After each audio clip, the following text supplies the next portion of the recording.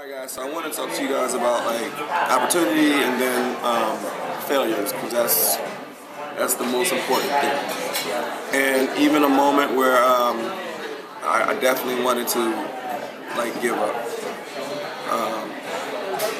There were moments where I thought people were like simply fucking against me, but let's talk some of the opportunities I had. I try to run them down as much as I can remember. I'm getting old. You haven't seen my hairline, I'm losing it. I think the first opportunity I ever had in New York was hosting. No, I'm just real shit. I never told anybody this story. There was one time someone gave me an opportunity to be an underwear model. And that's funny to me too. I never took that shit. That's the only thing I say, don't compromise, right? The first opportunity I had was with, I need to give you a better story. Before I even had opportunity, I know I had to create opportunity. So what I did was, I went to 106 in Park, as you know, so it was a show that was the Music Countdown. It was like a TRL, right? So I would stand in line, mind you, I'm old as hell, standing in line with a bunch of 16-year-old kids. My goal was to be in front of the line and network to where I don't have to stand in the line. I ended up doing that because I lied. I lied about, and he's gonna be pissed when he sees this, but I had to tell the white lie, right?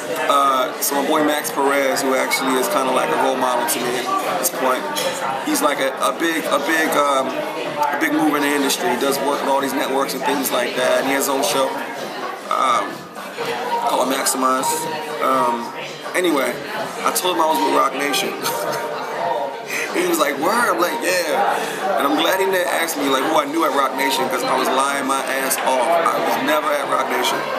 But it helped me get to know him. And what he would do for me is take me all around like the BET studio, introduce me to people, show me how like audio engineering stuff worked. And I thought this was real cool, because I was like kind of growing up watching this shit, you know what I mean? And I thought it was dope at the time.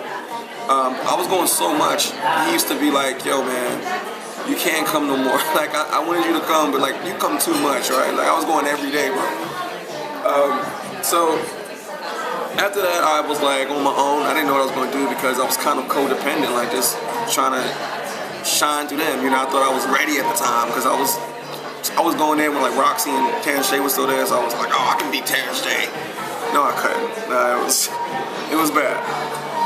So the first time I got on, in terms of a little opportunity, it was this radio station called GID Radio, and it stands for Get It Done Radio, but I know, it's cheesy to me too. A girl I knew, I'm not gonna mention her name, but she wanted me to be a co-host with her. I thought it was a good opportunity at the time, because I had never been on a microphone in New York City at all. Like that was like my first thing, you know what I'm saying?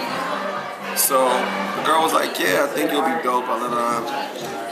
We started out well, like the chemistry was great. I thought like the format of the show was whack, but the motherfuckers ain't gonna listen to me, you know what I'm saying? And the funny thing is, going in, you know, I had people that I could have brought that were credible.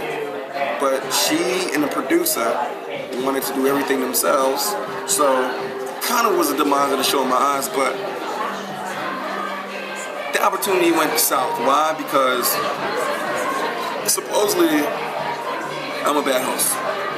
That's not true, but that's what he was telling me at the time. I would talk over her, but really we went south because I called her a hoe. And honestly, there's a lot of truth to that. I'm not gonna lie to you, you know. And I know people I spoke with that will say the same thing. I think she's dope, but at the end of the day, no matter who you are, because I can be a host sometimes too. We all can. That's just real shit, right? But you gotta come prepared. If you're not prepared with your craft, it doesn't mean anything. You know, that's the biggest thing to understand. Like you can't just be on camera. It's like a skill to do this shit. I'm trying to let y'all know, it's just what it is. You gotta consistently read. You gotta consistently take teleprompting classes. You have to just consistently teach yourself. It's either you have it or you don't. So in that radio station also, we would have a camera on the wall. And that camera was just kind of like a fly on the wall thing, so people can stream in. It wasn't meant for you to look at the camera and be like, oh, hey, hi, I don't know. You know, like, she was that kind of person. She never came prepared, and what I mean by that is there's this thing called footnotes that a producer will give you just to go off of and embellish. she went off it word for word. So she never did research. She always came. I was like, I got tired of this shit. So then they got tired of me too, and they told me to leave. And so, you know, I fucked that up. That was one. Just recently, no lie, there was this group called Fashion something. I'm not gonna tell you what it is, but it starts with fashion. So I'd like to drink, and drinking has really made me lose a lot of friends. I'm not gonna lie to you. Something that I should probably stop. I've talked to my mom about it forever. So as you get higher, like just with opportunity, you just start getting like, you know how to control that shit. It just feels like everything is like it was before, but it's not. And you kind of have to change and adjust yourself to that opportunity. But I'm getting better at it, but I mean, I was worse at it before. You know what I mean? Recently, I was at, what was it? I was doing New York Fashion Week, and I went out with some of the people who were sponsors of that actual group. Me being me, your boy was lit. And it was so bad. And not gonna hold you, it was totally bad, right? So they complained to the girl who put me on, and the girl was like, look, we're gonna give you one more chance. And then, when I did the red carpet, I'm not gonna hold you, this wasn't my fault, but then this is another problem I have. I don't like when people fucking disrespect you. Like, I feel like that is the biggest thing in the world. It's like, how hard is it for you just to respect somebody? That's not hard. So we're on the red carpet, and I just stood where I was told to stand. The lighting guy is like screaming at me to get from under the light. And I'm like, no, I'm not getting from under the light. I'm gonna stand right here. Okay, that's another one. So then she got rid of me too. So that's 2 times I got it. That was 2 opportunities. And 2 big ones too. And almost could have set me back, to be honest, but whatever, man. It's almost 2016, it's a new chapter. So, point is, you make mistakes, you should get back up, and honestly, it opens the door for new opportunities, I think. So we'll see where fucking opportunity goes. We'll see.